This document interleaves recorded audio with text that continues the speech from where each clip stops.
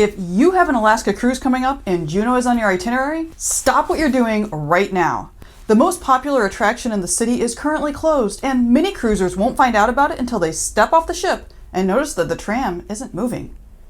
That's right, the Goldbelt Tram is shut down indefinitely. But honestly, that might be the best thing that ever happened to your Alaska cruise, because most people use the tram as a shortcut and completely miss what actually makes Juneau one of the most spectacular port days in all of Alaska. We'll fill you in on what's happening with the Goldbelt Tram, but we'll also show you the excursions that are genuinely worth your money, share the hidden gems most cruisers walk right past, and help you plan the perfect day in Juneau, whether you're here for a bucket list adventure or just a really good meal somewhere that isn't on the ship. Don't be one of the Alaska cruisers scrambling to book a last-minute excursion when they realize their port plans are canceled. Keep watching to find out the best way to spend your day in Juneau. Before we get into excursions, let me save you from making the classic Juneau rookie mistake. You see, Juneau's cruise port is long, like surprisingly long. Depending on where your ship docks, the walk can vary by nearly half a mile. Every summer, travelers underestimate this and end up power walking down the pier in full rain gear, hoping not to become the next viral pier runner. Check your berth assignment before making plans and build in a 45-minute return buffer. Now here's something most cruise channels never mention. The local trading posts are actually fantastic. I know they sound touristy. They are touristy, but they're also genuinely useful.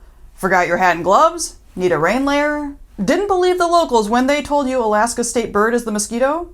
This is where you fix your mistakes. And here's the thing. The prices are significantly better than anything you'll find in your ship's sundries shop, and the outerwear they stock is designed with Alaska in mind. Speaking of rain gear, and I will say this multiple times throughout this video, if you do not have a good waterproof jacket for your Alaska cruise, grab one before you do anything else. Juneau sits in a temperate rainforest, and do you know why they call it that? Because it rains a lot.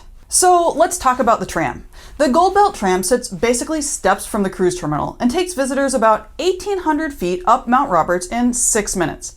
At the top, there's hiking trails, a restaurant, a gift shop, and even a resident bald eagle from the Juneau Raptor Center. Normally, this is one of the easiest ways for cruise passengers to get panoramic views over Juneau without committing to a full mountain hike. But in April of this year, an accident caused the whole operation to be shut down for maintenance and inspection. As of this filming, there's no confirmed reopening date.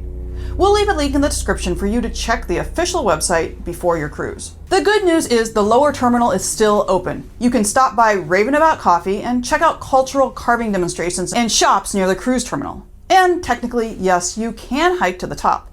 The Mount Roberts Trail climbs from Basin Road all the way up to the upper tram complex. It's classified as hard, about 1.5 hours of sustained uphill climbing through dense rainforest terrain. If you're an experienced hiker, this is an incredible opportunity. With the tram closed, you'll have the ridge practically to yourself without the hordes of people you'd normally find there during peak cruising season. But for most cruise passengers, your time in Juneau is probably better spent doing the things you can only do here. And that starts with helicopters.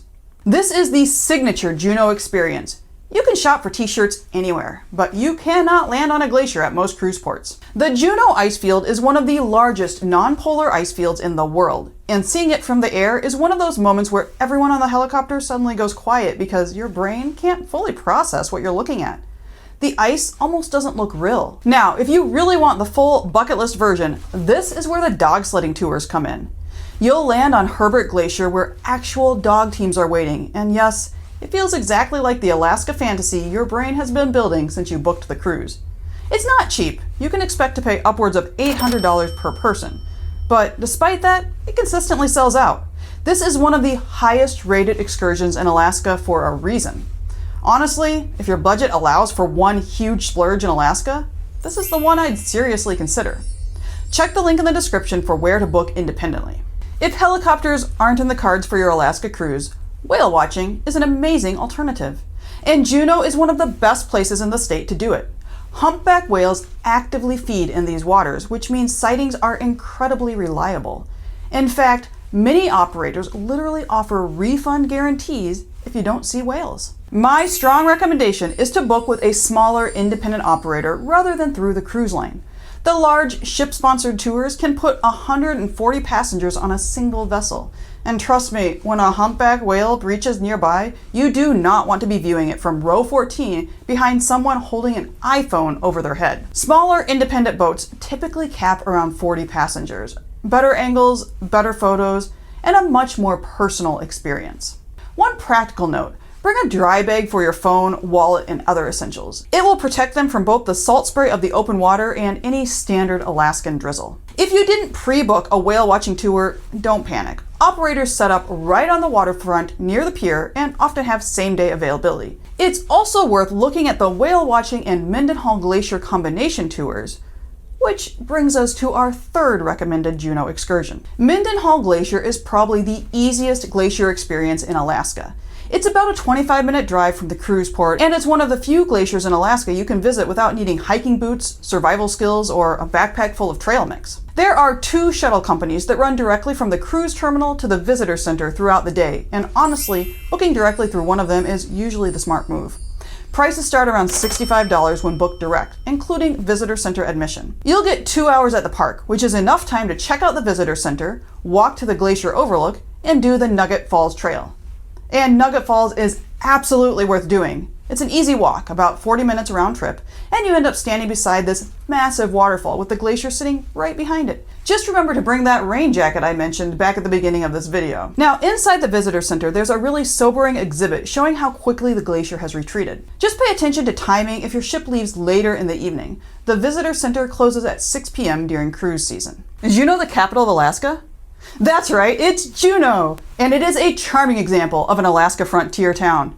There are good restaurants, local breweries, coffee shops, mountain views from nearly every street corner, and an energy that doesn't feel entirely manufactured for tourism.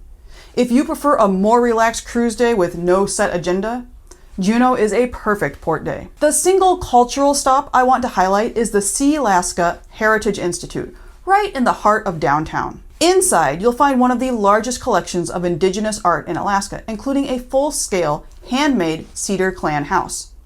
The store carries authentic native-made art, jewelry, and crafts. The Institute has also been building something remarkable right along the Juneau seawall, the Totem Pole Trail, a series of traditionally carved red cedar poles, each one commissioned by a specific clan. The totem poles line the waterfront from the cruise pier all the way through Overstreet Park and are paired with their own interpretive storyboard explaining the clan story it represents. And don't miss all the local shops that line the streets of downtown Juneau. They've got a unique selection of smoked salmon, Alaska native art, jewelry, and gifts that aren't just another fridge magnet. Many are locally owned, making them a great place to find authentic souvenirs and support the community at the same time. If you stay downtown for lunch, Juneau actually has some surprisingly good food. The headline dish is obviously salmon, particularly king salmon when it's in season. The halibut here is exceptional too. Deckhand Dave's is a local favorite, operating out of a food truck in summer, known for beer-battered halibut tacos with tangy slaw and house-made sauce. Tracy's King Crab Shack is a 2-minute walk from the port and serves mouth-watering king crab dishes that are worth every penny. Hangar on the Wharf overlooks the Gastinews Channel and is highly recommended by locals for its halibut chowder. Now, reindeer sausage. I know that sounds odd, but it is distinctly Alaskan, and if you want to try it, you can check out the Dog House, a casual food stand right downtown that serves hot dogs and brats. For a taste of Juneau's colorful frontier history, stop by the Red Dog Saloon, a legendary downtown institution known for its lively atmosphere, sawdust-covered floors, and hearty pub fare.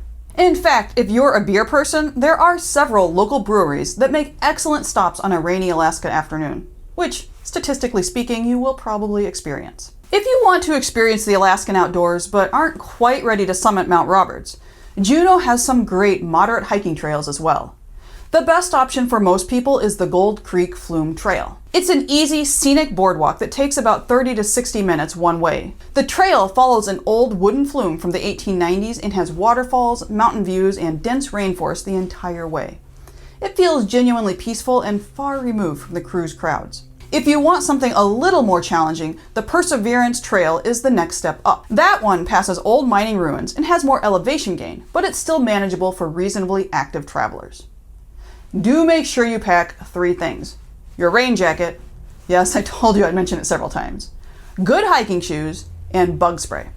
I've been bringing this travel-size bottle of picaridin, Much safer for you than DEET and just as effective. As you can see, there's plenty to do in Juneau, even with the Goldbelt Tram closed. From glaciers and whale watching, rainforest hikes, and waterfront walks lined with totem poles, there really isn't a wrong answer. And if you're still not sure what to do, start at one of the visitor information booths near the port. They're staffed by actual locals, not random clipboard people trying to sell you a zipline excursion. And they'll help you figure out what makes sense based on your timing, interest, and budget. Just make sure you come prepared. If there's one thing Juneau teaches cruise passengers every single day, it's that the Alaska weather doesn't care about your plans. So before your cruise, check out our video on exactly what to pack for Alaska, where we cover the gear that will keep you comfortable whether you're standing on a glacier, riding a whale watch boat, or getting caught in a classic Juneau rain shower. And remember, whether your Alaska cruise is full of perfect sunny days or overcast rainy ones, adventure awaits.